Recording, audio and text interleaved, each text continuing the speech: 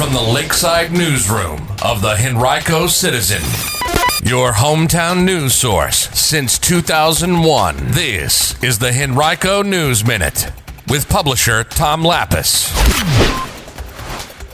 Henrico Schools officials contemplating a pre-Labor Day start, and county officials eyeing transformational moves with federal pandemic funding. We'll have details in today's Henrico News Minute. It's Thursday, June 10th, 2021, and it's brought to you today by Henrico County and the Community Workforce Partnership. And now for the news. Schools starting before Labor Day could become a reality in Henrico County at long last with the start of the 2022-23 school year. Henrico Schools officials are introducing that as an option. The proposal, if adopted, would result in the school year starting August 29th, 2022 and ending June 16th, 2023. The number of school days would remain the same, but some advantages of an earlier start date would include additional employee holidays, as well as flexibility to add new religious or cultural observances and the opportunity to provide more planning and professional learning time for teachers. Now, any decision would not affect this coming school year, which will start September 8th. The district is seeking feedback from the community and plans to hold virtual informational meetings for families and employees this summer. The school board considered the idea of a pre-Labor Day start as one of several options for the 2021-22 school year. It was a change that they'd sought for years but couldn't initiate because of what was informally known as the King's Dominion Law, which required school districts in the state to begin after Labor Day unless they applied for and were granted a waiver from the state. Initial feedback on the proposed change was limited last year, but the effort ultimately was postponed in June as the COVID-19 pandemic upended students' summers. School administrators will provide more detail on the proposal at the next school board meeting, June 24th. And following that meeting, the district will provide some detailed options for the 2022-23 calendar for the public to review. A final decision will come in August at the earliest.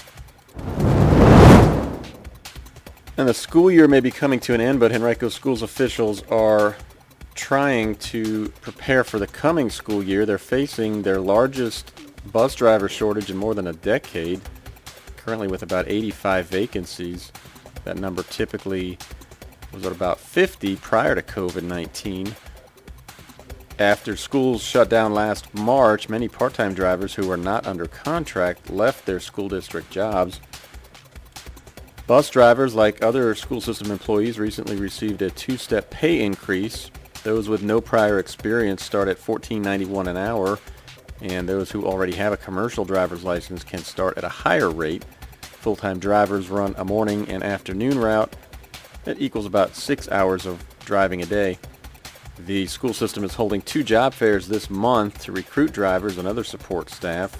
One will be held Saturday from 10 a.m. to 2 p.m. at the Tuckahoe Library, and then another will take place June 23rd from 10 to 2 at the Libby Mill Library. You can apply online by visiting henricoschools.us/careers. During a Henrico Board of Supervisors work session on Tuesday afternoon, county officials shared what they called a good news tour of updates about federal community project funding and transportation project funding submissions.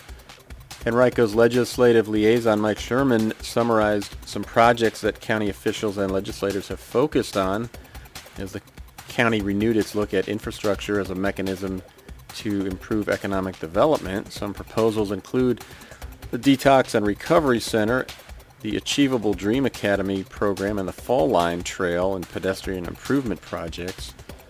Henrico Finance Director Megan Coates told supervisors that the county is, quote, uniquely focused, saying, quote, there are lots of localities around the country who are still struggling to make a budget. Because of the way this board positioned the county, that is not where we are. We have the ability to really pivot to do something more transformational with these future buckets of funding, end quote. She was referencing money that will come to the county through the American Recovery Act, as well as through the Elementary and Secondary School Emergency Relief Fund. The former provided a little more than $64 million to the county for future allocation of infrastructure and revenue recovery projects. The latter provided $9.3 million for the first round of funding, $34.8 million from the second round, and $78.3 million from the third. You can read more about what the county is planning to do with some of this money at henricocitizen.com by clicking on News and then Government.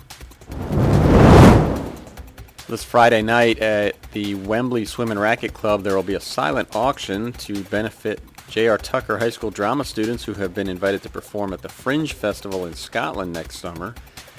Items up for bid include a getaway at a historic Bay home, Richmond Broadway tickets, museum tickets, local entertainment, jewelry, and more. In all, there will be about 50 items or more.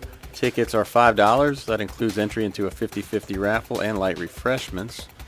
You can purchase in advance at jrt-scotland-fringe.weeblysite.com. That's WEEBLYSITE. You can also buy tickets at the door. You must be present to win. The event will take place from 7 to 9 on Friday. Well, 6 student athletes from 4 Henrico high schools were among the 20 students from the Richmond region honored at the annual Times-Dispatch Sportsbackers Scholar Athlete Award ceremony June 7th. The event was held virtually online.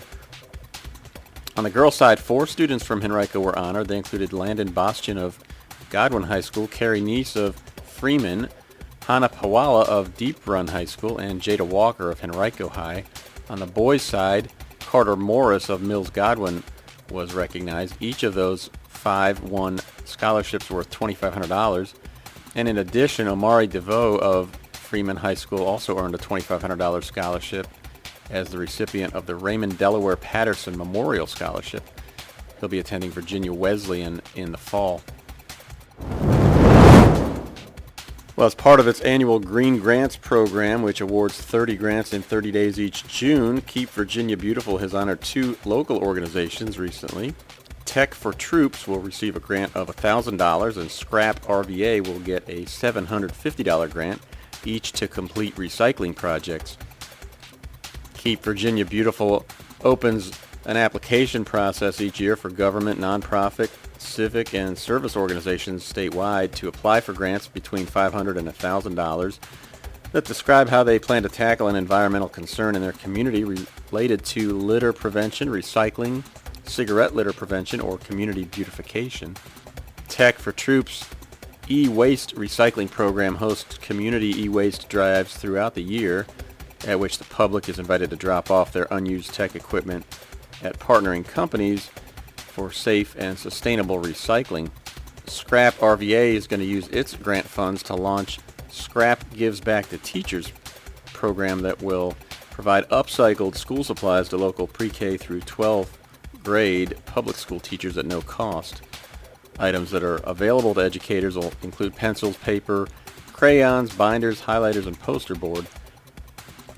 Since 2011, Keep Virginia Beautiful has provided more than $254,000 to 320 different environmental programs and projects statewide.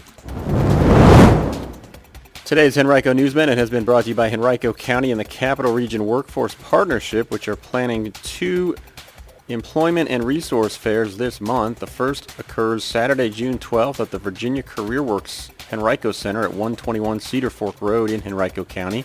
To learn more, visit vcwcapital.com. That's capital with an A.